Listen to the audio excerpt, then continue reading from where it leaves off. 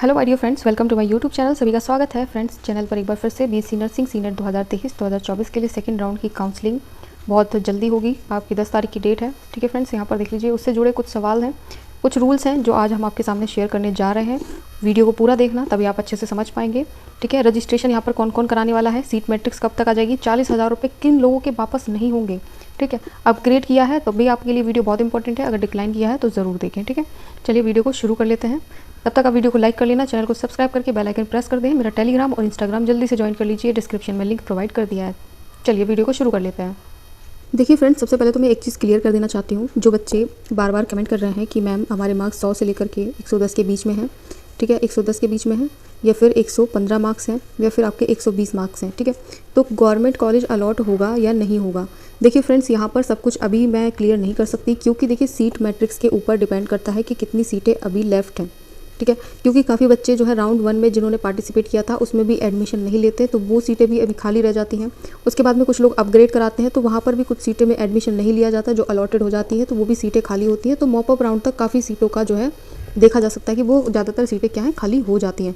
तो ऐसे बच्चों को चांसेस थोड़े से मिल जाते हैं कि आपका गवर्नमेंट कॉलेज आपको अलॉट कर दिया जाएगा। ठीक है, तो परेशान होने की ज़रूरत नहीं है फ्रेंड्स, क्योंकि अभी सीट मैट्रिक्स आने दीजिए, उसका वेट कीजिए। तब तक आप इन बातों पर ध्यान रख लीजिए जो मैं अभी समझाने जा रही हूँ, जो रूल एंड रेगुलेशंस हैं, कौन कौन रजिस्ट्रेशन करवाएगा, फीस किस किस को देनी है। ठीक है, तो अभी फ़िलहाल सिर्फ और सिर्फ वेट कीजिएगा सीट मैट्रिक्स का। देखो, अगर आज शाम तक आ जाती है तो ठीक है, क्योंकि हालांकि देखिए कोई भी कॉलेज हो, कोई भी यहाँ पर गवर्नमेंट कॉलेज हो, वो अपनी जब भी कभी भी सेकंड राउंड की काउंसलिंग स्टार्ट करने जाता है तो उससे हमेशा 1 या 2 दिन पहले अपनी सीट मैट्रिक्स को वो ठीक है अपलोड कर देता है साइट पर, जो उसकी ऑफिशियल साइट होती है, वहाँ पर आपको देखने को भी मिल जाएगी। ठीक है, अगर शाम तक आती है तो ज़रूर से आपके साथ में शेयर करेंगे।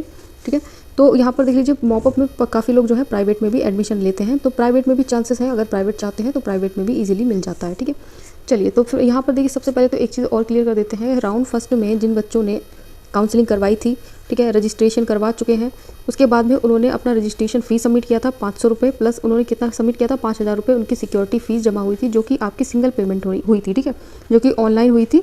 तो अब क्या करना होगा, जब आपकी सेकेंड राउंड की काउंसलिंग के लिए अगर आपने अपग्रेड करवाया है, ठीक है, जो बच्चे अपग्रेड करा रहे हैं उन बच्चों को क्या करना होगा, रजिस्ट्रेशन फ़ी अपनी 500 रुपये सबमिट करनी होगी। ठीक है, तो ये चीज़ क्लियर रखें कि आपको फ़ीस सबमिट करनी होगी 500 रुपये रजिस्ट्रेशन। उसके बाद में जो सिक्योरिटी फ़ीस की बात होती है, ठीक है फ्रेंड्स, जो कि आपने राउंड 1 में पहले ही काउंसलिंग करवाई थी, ठीक है, 500 रुपये भी दिया, सिक्योरिटी भी दिया, सिक्योरिटी आपकी 5,000 थी, तो सिक्योरिटी फ़ीस ओनली सिंगल बार आपको सबमिट करनी होगी। तो अब सिक्योरिटी फ़ीस सबमिट दोबारा से नहीं करनी पड़ेगी, सिर्फ और सिर्फ आपको यहाँ पर आपकी जो भी यहाँ पर रजिस्ट्रेशन फ़ी है वो आपको सबमिट करनी होगी, जो कि आपके 500 रुपये है। ठीक है, रजिस्ट्रेशन फ़ी लगेगी, जिसे हम काउंसलिंग फ़ी भी कह सकते हैं।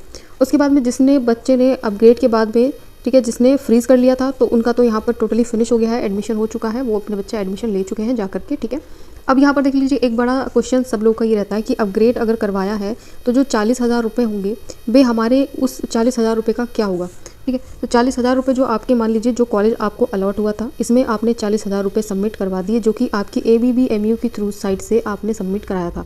ठीक है, अपग्रेड में अगर आपको कोई कॉलेज मिल गया, सपोज दैट, ठीक है, तो ये 40,000 रुपये आपकी ABBMU के थ्रू आपके 40,000 रुपये जो अलॉटेड कॉलेज है जहाँ पर अब अपग्रेड कराने पर मिला है, ठीक है, अपग्रेड कराने पर आपको जो कॉलेज मिल गया है उसमें ये पैसे ABBMU के थ्रू डायरेक्टली ट्रांसफ़र कर दिए जाएंगे। तो इसके लिए आप बिल्कुल बेफिक्र रहें, टेंशन फ्री रहें। ठीक है, बस आपको इतना ही समझ लेना है कि आपके 40,000 रुपये यहाँ पर जब्त नहीं किए जाएंगे, आपके वो ABBMU के थ्रू यहाँ पर आपको ट्रांसफ़र करवा दिए जाएंगे, जो आपको दोबारा से सीट अलॉट होगी। ठीक है, अपग्रेड के बाद में, ये बात भी आप ध्यान रखिए, कन्फ्यूज़न ना क्रिएट करें। ठीक है, डाउट फ्री रहें। अब यहाँ पर देख लीजिए, काफ़ी बच्चे सवाल करते हैं कि चॉइस फिल दोबारा से करने का ऑप्शन आएगा या नहीं आएगा।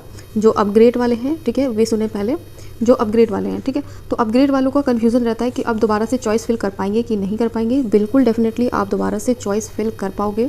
ठीक है, दोबारा चॉइस फिल करने का चांस मिला है। अब यहाँ पर एक डाउट और क्लियर कर देती हूँ।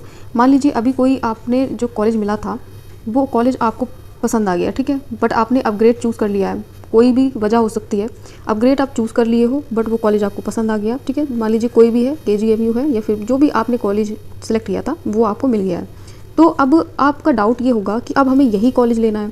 ठीक है, अब मैं क्या करूँ कि मुझे यही कॉलेज मिल जाए। तो आप क्या कर सकते हैं, देखिए, जब सेकेंड राउंड की काउंसलिंग स्टार्ट होगी, ठीक है, अगर आपने KGMU सिलेक्ट किया था, अगर आप उसी में वापस से एडमिशन लेना चाहते हैं, फर्स्ट राउंड की काउंसलिंग में आपको जो मिला था, तो जब आप सेकेंड राउंड की काउंसलिंग में चॉइस फिलअप करोगे तो सबसे पहले प्रेफरेंस में आप KGMU ही भर देना, जो कॉलेज आपको अलॉट हुआ था राउंड फर्स्ट की काउंसलिंग में।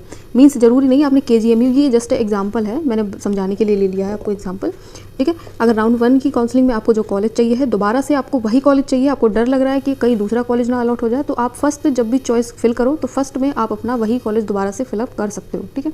तो ये भी कंफ्यूज ना हो, इस बात के लिए कंफ्यूजन बिल्कुल भी ना रखें कि दोबारा से उस वाली ही सीट पर एडमिशन किस तरीके से लें। तो डायरेक्टली अगर आप फर्स्ट में अगर रख देते हो तो उसमें 90% चांसेस होता है कि आपको दोबारा से वही कॉलेज अलॉट हो जाएगा, ठीक है। तो इस बात के लिए भी आप डाउट फ्री रहें।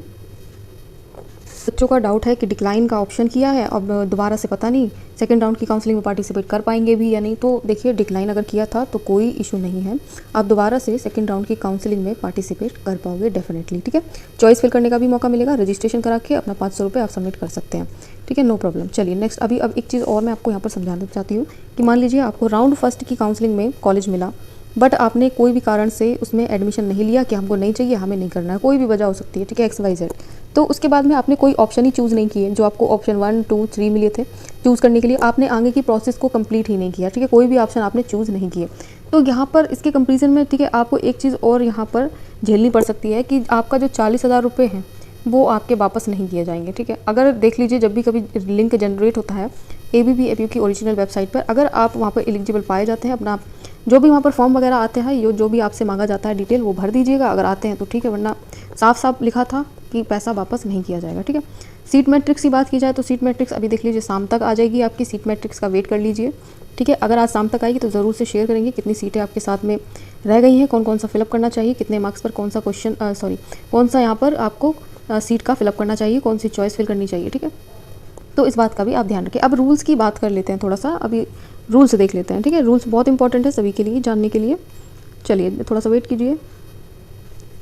हाँ फ्रेंड्स, यहाँ पर देख लीजिए, राउंड 2 के लिए एलिजिबिलिटी पहले चेक कर लेते हैं कौन कौन एलिजिबल हैं। All candidate who have not participate in round 1, जिसने R1 में पार्टिसिपेट नहीं किया वो बच्चे भी पार्टिसिपेट करेंगे, ठीक है। यहाँ पर जिन्होंने किया था बट कोई सीट अलॉट नहीं हुई थी वो बच्चे भी यहाँ पर पार्टिसिपेट करने वाले हैं। उसके बाद में जिन बच्चों को सीट अलॉट हुई थी बट ऑप्शन 2 उन्होंने चूज़ किया था, जो कि अपग्रेड का ऑप्शन है, तो वे बच्चे भी यहाँ पर पार्टिसिपेट करते हुए आपको दिखाई पड़ेंगे। और उसके बाद में वही सेम है, फ्लोट कराया था, सेम चीज़ है, ठीक है। उसके बाद में यहाँ पर डिक्लाइन जिन्होंने किया था वे बच्चे भी यहाँ पर पार्टिसिपेट करेंगे राउंड 2 की, यानी कि R2 में आपका जो पार्टिसिपेशन होगा अपग्रेड और डिक्लाइन वाले दोनों ही करेंगे, ठीक है। उसके बाद देखते हैं नीचे और क्या है। Following candidate will not be eligible to participate round 2 of counselling. कौन बच्चे पार्टिसिपेट नहीं कर सकते? जिन्होंने अपना फ्रीज करा लिया था, तो उनको क्या करना था, अब अपनी एडमिशन प्रोसेस आगे क्लियर करनी थी, ठीक है। तो वे बच्चे यहाँ पर पार्टिसिपेट अब नहीं कर सकते हैं। उसके बाद में रजिस्ट्रेशन की प्रोसेस क्या है, सेम वही प्रोसेस रहने वाली है, लेकिन एक बार फिर से आपके सामने रिपीट कर देते हैं। ओरिजिनल वेबसाइट ओपन करना, वहाँ पर अपना डेट ऑफ बर्थ और जो रजिस्ट्रेशन ID है, आपकी ID पासवर्ड होगा, वहाँ जाकर के जब पोर्टल ओपन हो जाएगा हम आपको बता देंगे, सब्सक्राइब करके रखें।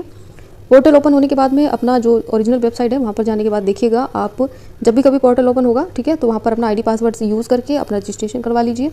रजिस्ट्रेशन करवाने के बाद में यहाँ पर देख लीजिए कुछ डॉक्यूमेंट्स वगैरह हैं जो भी आपके वहाँ पर होंगे वो आप फिल करेंगे सबके सब। अगर आपकी वहाँ पर जेंडर वगैरह कुछ भी मांगा गया है तो आप वहाँ पर अगर मिस्टेक है तो उसको ज़रूर से क्लियर कर लें। उसके बाद में high school certificate and standard 12 standard, ठीक है, examination 10+2 intermediate marksheet, statement of marks, सब कुछ वहाँ पर जो डिटेल में आपसे बोला जाए भरने के लिए सब कुछ भरिए, ठीक है। डोमिसाइल सर्टिफिकेट, माइनॉरिटी कैटेगरी, सब कैटेगरी जो भी आपके पास में वहाँ पर मांगा जाता है, यस नो जो भी है आपको वहाँ पर फिलअप करना होगा। Candidate can also update their gender information, ठीक है, अगर गलत भरी है तो उसको जरूर से सही कर लें। उसके बाद में यहाँ पर देखिए जो फर्स्ट टाइम रजिस्ट्रेशन करवा रहे हैं, यानी कि जिन्होंने R1 में नहीं किया था रजिस्ट्रेशन, उसके बाद में, ठीक है, जो सीधे R2 में ही रजिस्ट्रेशन करवा रहे हैं तो अपना 500 रुपये फ़ी भी रखेंगे, उसके बाद में सिक्योरिटी फ़ी भी सबमिट करेंगे, ठीक है। तो यहाँ पर एक चीज़ और मैं बता देना चाहती हूँ फ्रेंड्स, एक बच्चे का कमेंट आया था कि इसके पास में कैटेगरी का सर्टिफिकेट नहीं है, ठीक है, तो क्या जो राउंड 2 की काउंसलिंग है उसमें पार्टिसिपेट कर पाएंगे? तो बेटा ऐसा नहीं होता है। अगर आपके पास में डॉक्यूमेंट्स पूरे नहीं है क्लियर तो सबमिट नहीं होगा, ठीक है, फॉर्म ही सबमिट नहीं होगा तो आगे की प्रोसेस नहीं बढ़ पाएगी, ठीक है। तो सारे डॉक्यूमेंट्स होना अनिवार्य है, ज़रूरी है, इंपॉर्टेंट है सबके सब, ठीक है। चलिए और देख लेते हैं थोड़ा सा। तो आगे की प्रोसेस सब कुछ सेम रहने वाली है जैसे कि आपकी R1 में थी, ठीक है। 500 रुपये आपने फ़ीस सबमिट करना होगा राउंड 1 में जैसे किया था, ठीक है। यहाँ पर who have register for round 1 and have not be allotted any seat, ठीक है। हाँ, तो यहाँ पर देखिए जो दोबारा से यहाँ पर रजिस्ट्रेशन करवाएंगे ना तो उनको 500 रुपये देना पड़ेगा। उसके बाद में जो जमा कर चुके हैं 5,000 रुपये, तो उनको छोड़ करके जो R2 में रजिस्ट्रेशन डायरेक्ट करवा रहे हैं तो वे सबमिट करेंगे ओनली, ठीक है।